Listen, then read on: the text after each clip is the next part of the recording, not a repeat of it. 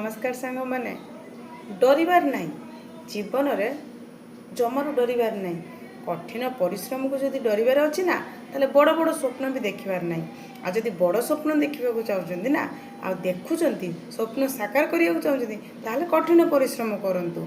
हाँ आउ गोटे कथा जदि कठिन परिश्रम करके आगू आगू बढ़ी चले ना आपणकर शत्रु गुड़ाए बाहर से शत्रु बाहर नुह से शत्रु तुम घर भितर तुम परिवार भितर से ही लोक मानू जदि दरकार पड़े मिछ कहू मिछ भी कहतु किंतु निजर परिश्रम परिश्रम बढ़ेकी बा कठिन परिश्रम करके निजर स्वप्न पूरण करंतु निज स्वप्न को साकार करंतु। जदि से ही परिवार लोक मानू डरिकी पछक रही ना ताहले बड़ स्वप्न देखा बंद कर दियो। जय जगन्नाथ।